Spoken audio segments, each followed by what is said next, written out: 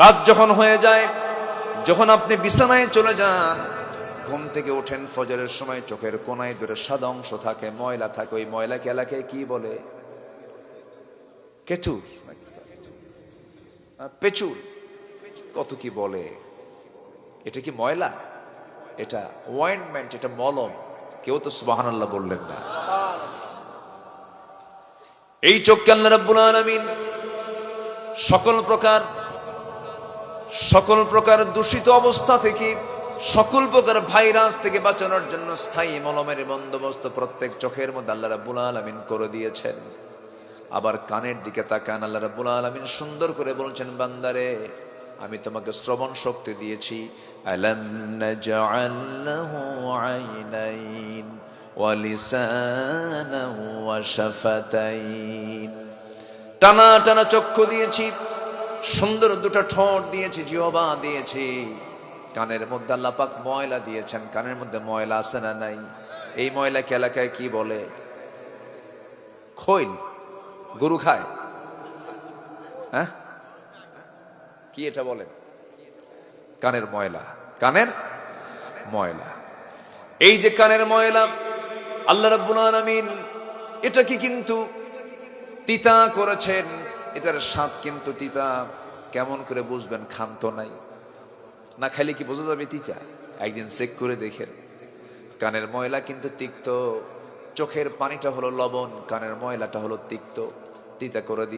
বান্দা যখন ঘুমিয়ে পড়বে, এটাকে যদি তিতা না করা হতো, হঠাৎ করে কোনো পিঁপড়া যদি কানের মধ্যে ঢুকেও যায়, তিক্ততার স্বাদ পেয়ে আস্তে করে বাইরে বের হয়ে আসে। আর যদি চোখ কানের ময়লা যদি মিষ্ট হতো, ঘুম আসার সঙ্গে সঙ্গে সমস্ত বাড়ির আশেপাশের যত পিঁপড়া সব কোথায় গিয়ে জমা হবে? সলিমুদ্দের কানে গিয়ে জমা। কান সাফ করবেন কখন? ঘুম পারবেন কখন? আল্লাহ এই জন্য আপনার আমার কানকে সিকিউর করার জন্য, নিরাপদে রাখার জন্য প্রত্যেক চোখের কানের ময়লাকে আল্লাহ পাক তিক্ত করে দিয়েছেন। জোরে কান সুবহানাল্লাহ। কানকে সুরক্ষা দিলেন, চোখকে সুরক্ষা দিলেন। আবার জিহ্বার দিকে যান, একই দেহ, জিহ্বার যে পানিগুলো বের হয়, জিহ্বার যে লালা, এই লালার স্বাদ কেমন? কেমন ধরনের স্বাদ বলেন? মিষ্টি? পাইনসা। পাইনসা কে কইল? এই যে ছোট্ট ছেলে বলছে পাইনসা। ভাষা তো ভালোই পারে দেখি, মাশাআল্লাহ। কোনো স্বাদ নাই। এই লালা কিন্তু সর্বক্ষণ পড়ে। আমি যে কথা বলছি, যদি আল্লাহ তাআলা আমার জিহ্বার চতুর্পাশে যদি লালাটা না দিতেন, আওয়াজ বন্ধ হয়ে যেত, আমি কথা বলতে পারতাম না, সবচল হয়ে যেত, বান্দা খেতেও পারতো না, স্বাদ পেত না।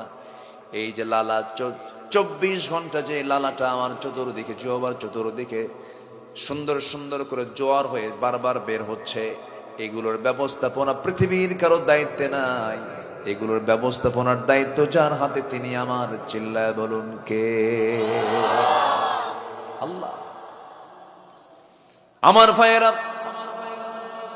ঘুম আসলেও লালা বের হয়, ঘুম আসলেও লালা বের হয়। তার প্রমাণ হলো, ঘুম থেকে উঠে দেখবেন গোটা বালিশ জুড়ে শুধু কি? বালিশ ভিজা শেষ। আল্লাহ পাক লালা দিয়ে রেখেছেন কেন? যেন তোমার স্বাদ যেন কখনো না হারায়। জোরে কান সুবহানাল্লাহ। লালা না থাকলে স্বাদ হেরে যাবে, কোনো কিছু স্বাদ পাবে না। মাঝে মাঝে জ্বর আসে, জ্বর হলে পরে সব খাবার কি লাগে? তিতা লাগে। তখন আল্লাহ বুঝাই দেয়, দেখ খাবার কেমন লাগে। আমার বন্ধুগণ, আল্লাহ রাব্বুল আলামিন বলছেন, বান্দারে আমার পক্ষ থেকে আমি তোকে সব কিছু দিয়েছি বান্দা। তোর মাথা থেকে পা পর্যন্ত একটু তাকায় দেখ রে বান্দা, সব দিয়ে দিলাম। আমার এক বন্ধু মালয়েশিয়া থেকে, নাম তার আব্দুল মমিন, কোটি কোটি টাকার মালিক, প্রচুর তার বড় বিজনেস আছে, কিন্তু দুটা কিডনি তার অকেজ। মালয়েশিয়া গেলাম, বন্ধুর হাতটা ধরেই দেখি মেশিন সেট করা। বললাম, বন্ধু এখানে কি যেন নড়ে, বলতেছে এখানে মেশিন সেট করা, দুটা কিডনি আমার অকেজ, সপ্তাহে 2 দিন ডায়ালিসিস করতে হয়, ডায়ালিসিস মেশিনের কাছে যেতে হয়। অথচ আল্লাহ রাব্বুল আলামিন প্রত্যেক বান্দার দেহের মধ্যে দুটো কিডনি দিয়েছেন, যার ওজন হলো 200 গ্রাম করে, 400 গ্রাম। আর একই জিনিস ডায়ালিসিস মেশিন মানুষ আবিষ্কার করেছে, তার ওজন হলো 100 কেজি। কত কেজি?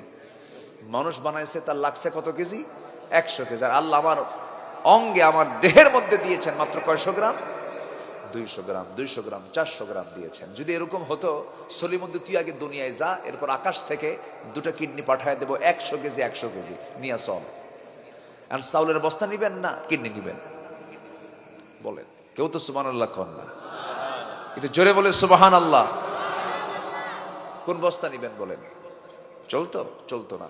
আল্লাহ রাব্বুল আলামিন বলেন, আল্লাযী খালাকাকা ফাসাওয়াকা ফাআদালাকা ফি আইয়ি সূরাতিন মা শাআ রাক্কাবাক। আমি শুধু সৃষ্টি করি নাই, তাতে সমতা রক্ষা করেছি, ব্যালেন্স করে দিয়েছি। 80 কেজি 90 কেজি ওজনের দেহের মধ্যে যা কিছু দরকার সব দিয়েছি বান্দা। এত কিছু দিলাম, আমার পক্ষ থেকে তোর কাছে দাবি হলো, আজান যখন হয়ে যাবে সমস্ত কাজ ফেলে দিয়া নামাজে দাঁড়াবি, আমার তুই শুকরিয়া আদায় করবি, আমার নামের জিকির করবি, সেজদা দিবি, আমার তাসবিহ তাহলিল জপবি। 5 ওয়াক্ত নামাজ তোর জন্য ফরজ করে দিয়েছি। আমি তোর জন্য সর্বনিম্ন 10টা পৃথিবীর মতো একটা জান্নাত তোর জন্য রেডি রেখে দিয়েছি। জোরে কোন সুবহানাল্লাহ। সবাই কি নামাজ পড়তে রাজি আছেন? সবাই কি নামাজ পড়তে রাজি আছেন? আল্লাহ কবুল করুন, জোরে বলে আমিন। তাহলে 1 নম্বর হক হচ্ছে আল্লাহর, আমার উপরে হচ্ছে নামাজ আমরা ঠিক রাখবো, জোরে বলি ইনশাআল্লাহ।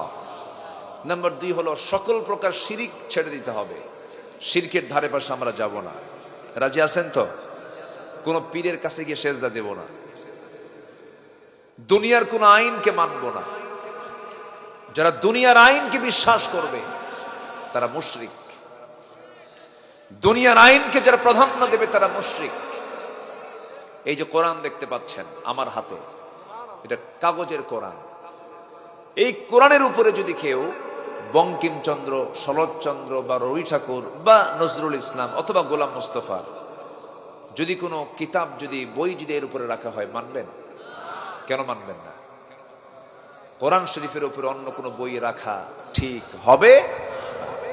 বেমানান, অসম্মান হয়ে যাবে। আপনি দেখা মাত্র কি করবেন?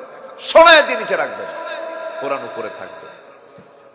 যেমন করে কোরআনের উপরে আপনি অন্য কোনো বইকে রাখতে আপনি যেমন বিব্রত বোধ হয়, আপনার অসম্মান বোধ হয়, ঠিক তেমনি আল্লাহর কালামের আইনের উপরে কোনো আইন আমরা রাখতে দেব না। সবাইকে রাজি আছেন? আমার দেশে অন্য আইনের উপরে কোরআন আছে না কোরআনের উপরে অন্য আইন আছে? বলেন বলেন, আমার দেশে কি কোরআনের আইন আছে? তাহলে এর উপরে কোনটা আছে? মানুষের আইন। বলেন কোনটা আইন? বলেন কোন আইন? বলেন মানুষের আইন। এটা কি মানানসই হলো? মানানসই হলো?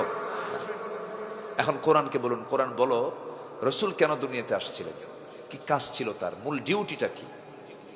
কোরআন বলে দিচ্ছে, হুয়াল্লাযী আরসালা রাসূলাহু বিল হুদা ওয়া দীনিল হাক্কি লিইয়ুযহিরাহু আলাদ-দীনি কুল্লিহি ওয়া কাফা বিল্লাহি শাহীদা। তিনি সেই মহান প্রভু যিনি তার রাসূলকে সত্য দিন দিয়ে পাঠিয়েছেন, যেন তিনি কি করতে পারেন, সকল দিনের উপরে, সকল আইনের উপরে আল্লাহর আইনকে যেন তিনি বিজয়ী করতে পারেন। এই জন্য আমি তাকে দুনিয়াতে পাঠিয়েছি। আমার আপনারও দায়িত্ব হলো সকল দিনকে পরাজিত করে সকল দিনের উপরে আল্লাহর দিনকে বিজয়ী করা। এই কাজে কি সবাই অংশগ্রহণ করতে রাজি আছেন? সবাইকে রাজি আছেন? আলা লাহুল খালক ওয়াল আমর, সৃষ্টি যার, আইন চলতে হবে তার। আমরা আর সুদের আইন দেখতে চাই না, আমরা আর বেশ্যাবৃত্তির লাইসেন্স দেখতে চাই না, আমরা মদের আইন পাশ হতে দেখতে চাই না, আমরা চাই নামাজের আইন। রাজি আছেন কারা কারা? হাত উঁচু করে দেখান মুসলমান।